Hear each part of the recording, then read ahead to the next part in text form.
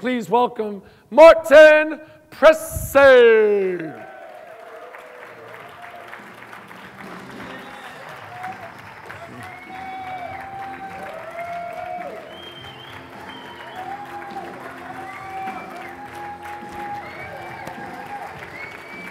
Jump! That was perfect. There's your timer. Look at that. Hello. Hi. I totally meant to do that. Totally meant to do that. My name is Martin Presse. I own a small company called Booyah Seminars. Booyah! That's right. All right, all right. You know the routine. You got to get up. You got to get up. You got to get up. Get up. Okay. Get up. There we go. Oh, you mean stand up? Like, yes, stand up. There we go. Get up means nothing. I speak French. Debout. There we go. You know the routine. On the count of 3, you got to cheer. All right, 1, 2, 3! Yeah, love it. Have a seat. Oh my God, that was awesome. Good. That was like the best one ever. Very good. Have a seat. Wow, I'm impressed. I'm impressed. So, encore. That's right. That's right. I'm a Frenchman right there. Are you Canadian too? Yes. All right, cool. Very good. So, my little company, we put on seminars. We're putting one on, for example, in September 28th and 29th in Montreal, and it's called the China Trade Summit. So we're going to show small business entrepreneurs how to do business in China, for example. We're going to put on a seminar in March in Alberta, where I come from, and we're going to show football coaches how to become better football coaches. So we've got football coaches from all across Canada, and they're going to be trained by professional football coaches like CFL, NFL coaches, because what's that? Like real football, yeah. So we're going to show these kids how to become like college-type athletes. So we put on those types of seminars, and the other seminar that I like to put on is all about public speaking.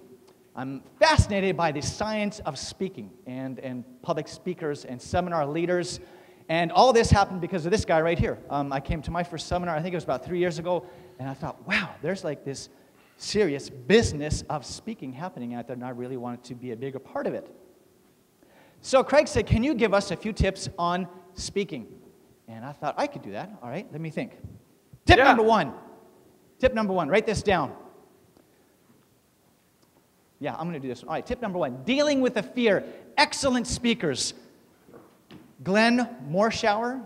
This is the 3rd time I've seen him. I know. Give him a huge hand. Wow. Wow.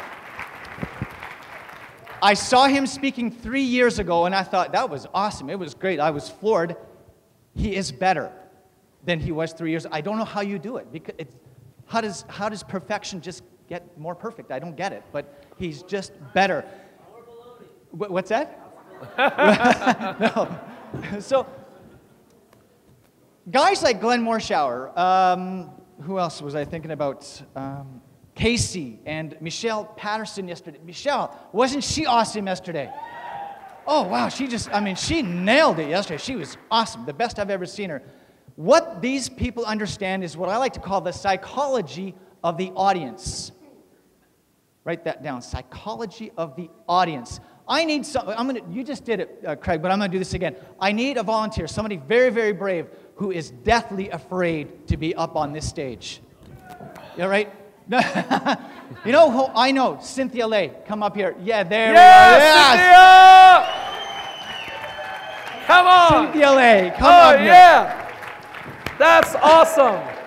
Oh, if I would have known that. I had to call on you. All right. You're dead. This is not easy for Cynthia. You're dead. Right? But here's the psychology of the audience, and this is something I want Cynthia to understand, and I want all of you to really buy into. The audience wants you to succeed.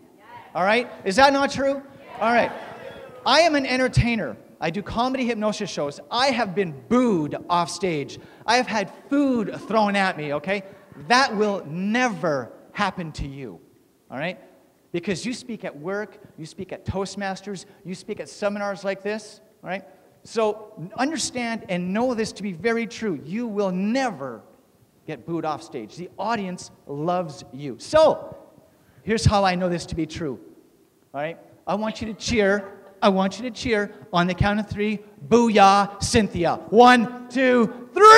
Booyah, Cynthia! See, there we go. That's the love. All right, give her a huge round of applause. Thank you so much. Thank you very much, Cynthia.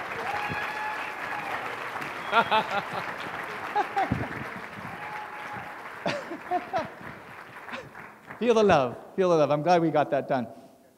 All right, great speakers. Write this down. You probably know this. Great speakers tell great stories. All right? We all know that, but why are we delivering data? Data, data, data. 60% of this and 25% of that, and then they show charts and they show graphs, and the audience tunes out. The audience tunes out. Tell great stories. Now, I know what you're thinking. But Martin, you incredible stud. There we go. I was expecting. That totally fell flat. Isn't that weird? No, it was I thought it was going to be huge. Okay. Martin, but I work in a professional office. I can't tell stories. Right? Is that what you're thinking? Right, okay. I get that a lot. Yes, you can. Yes, you can. And here's how I did it. I worked in IT for 13 years. I managed X-ray departments, DI stuff. Okay, so here's what would happen.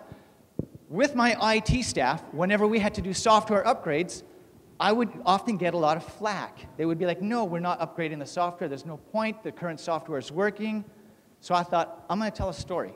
So I'd get my IT guys in the room, and I'd say, guys, here's the current software. When somebody has an accident at 2 a.m., and it's a drunk driving incident, for example, here's what the current X-ray software will show the doctors. And then I'd show them. Now I'm telling them just a little story to bring it home to them.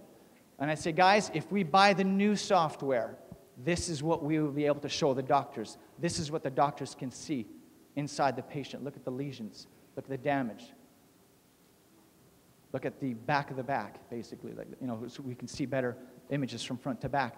That's just a tiny little story, but that worked. And every time I was able to show my staff the difference is by telling them a little story, they would be like, oh man, that software upgrade is necessary, right?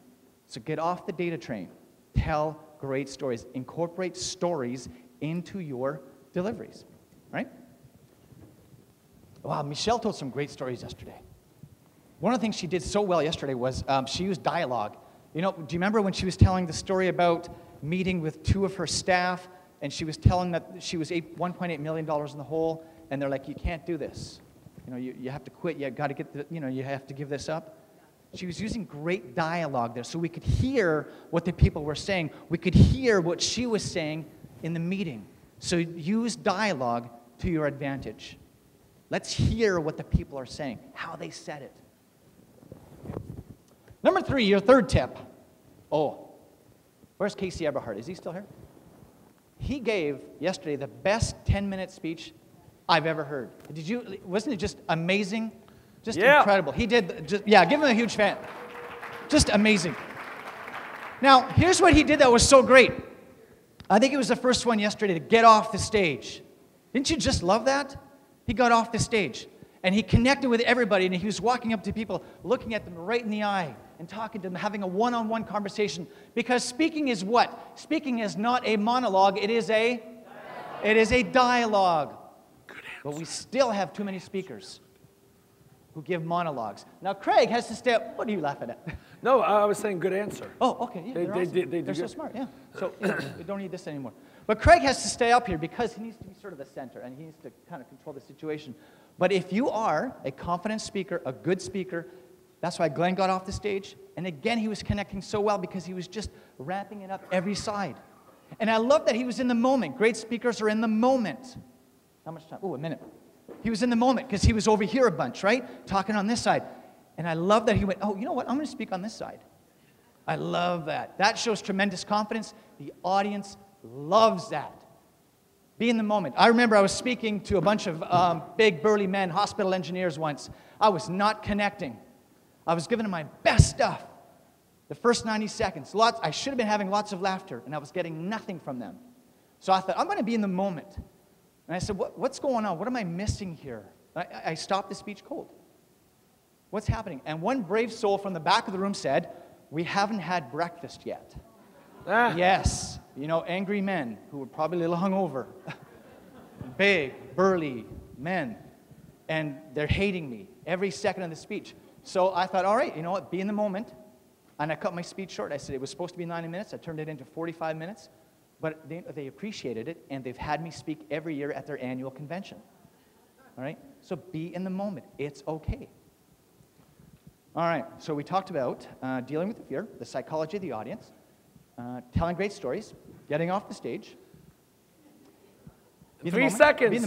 What am I at? 2 seconds, okay. Engage the audience. That's what made Glenn, that's what makes him the best speaker ever. He is so wonderful because he engages the audience. How does he do it? How does he do it? He asks them a ton of questions. Have you ever? When was the last time you? How do you feel if you, or how would you feel if you had, stuff up your crack? That kind of stuff. He asked a lot of great you-focused questions. Wasn't he great? Exactly. Because he focused on you. He told his stories, but he made them about you. Make it about the audience. Overall, what does this mean? It's not about you as a speaker. It's about them. It's about you. It's about the audience. Get away from your ego. Forget yourself. It's about the audience. Always. If you're scared, it's because you're focused on this person. Focus on that side of the room. Ladies and gentlemen, my name is Martin Presse. If you have any questions, come find me. Thank you. Booyah!